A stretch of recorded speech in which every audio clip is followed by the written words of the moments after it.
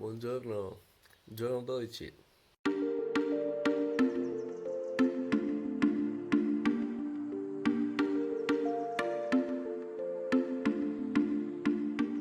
Ben Paola, grazie di tutto. Niente, volentieri. Tolta la zecca, fatta colazione, salutata Paola e pronti via. Prossima destinazione il lago di Barcis. Dobbiamo superare dei paesini e un passo che si chiama Palabarzana per via di Barcis e poi dopo una bella discesa dovremmo arrivarci. Il tempo per adesso regge, ma mi sa che viene la pioggia molto presto. Neanche detto, ho giusto avuto il tempo di mettere su l'ambardam.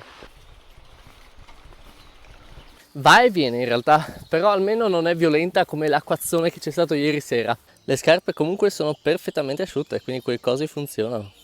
L'unico difetto che hanno è che mi grattano sul polpaccio. Dovrei usarli con i pantaloni lunghi. Ah, guardate un po', anche Poffabro è uno dei borghi più belli d'Italia, come Venzone che abbiamo visto da poco. Di sicuro col sole ce lo si gode meglio, ma anche questa nebbia è molto suggestiva.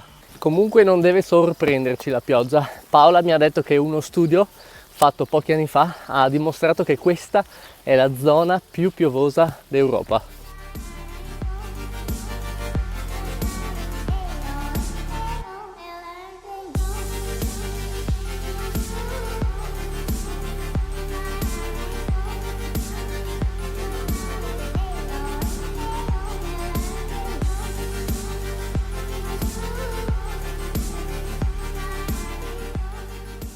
Bello, bello, però anche questo con Ucea un po' se la contende, dai. Direzione Palabarzana.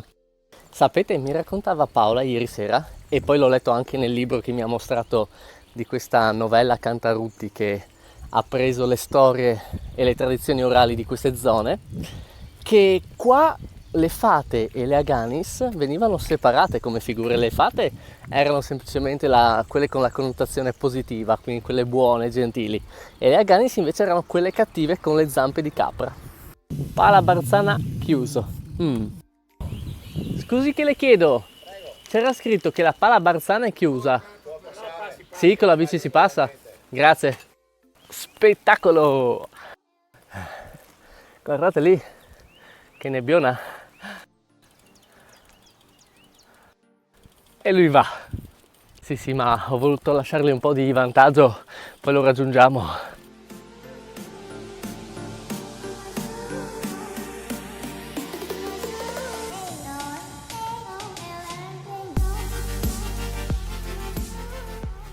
Ed eccoci arrivati sulla forcella di Palabarzana.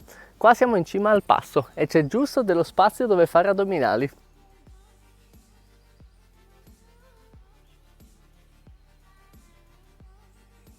Eh sì, perché andando a piedi e in bici non faccio addominali e se no li perdo. Adesso mangiamo qualcosa. Ho ancora un paio di uova sode da finire. Questa si è un po' frantumata. Poi ho ancora una pagnotta, un pezzo di formaggio e infine una pastiglietta di vitamine. Bene, adesso proseguiamo. Non mi sono riposato ma voglio approfittare dell'assenza di pioggia. Che poi adesso dovrebbe esserci una bella discesa.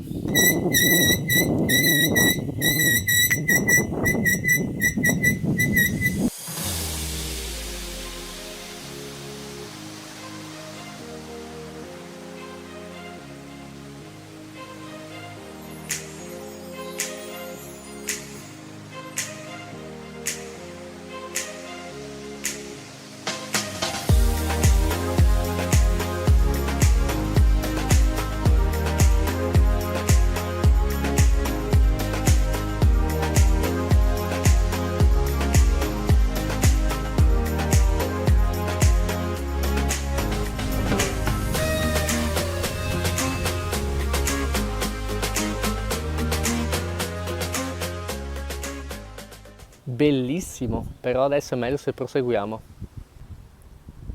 Già. E tutto attorno c'è una pista ciclabile e pedonabile con tante soste e con tanto di tavolini dove fare picnic.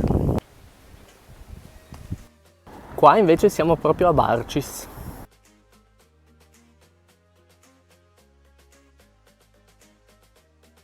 Adesso avrei gola di fermarmi a bere un caffè, ma voglio approfittare ancora del tempo. Direzione Vaillant.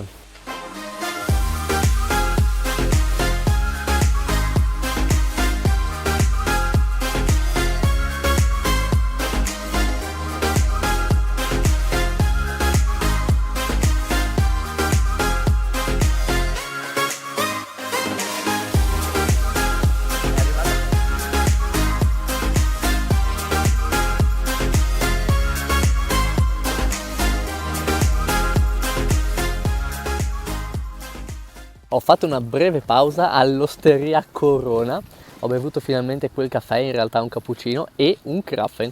Adesso ripartiamo verso Erto. In realtà neanche tanto breve la pausa, sono stato lì 50 minuti e nel frattempo la pioggia è passata, o almeno per adesso.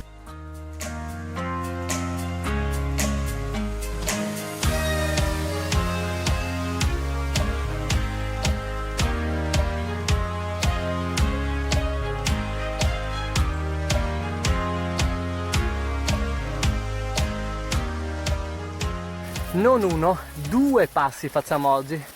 Stamattina la Pala Barzana e adesso facciamo il passo di San Giorgio. Erto non è tanto distante, dovrebbero essere circa 4 km, però non so se lo raggiungiamo perché appena trovo uno spiazzo riparato ci metto la tenda e mi riposo.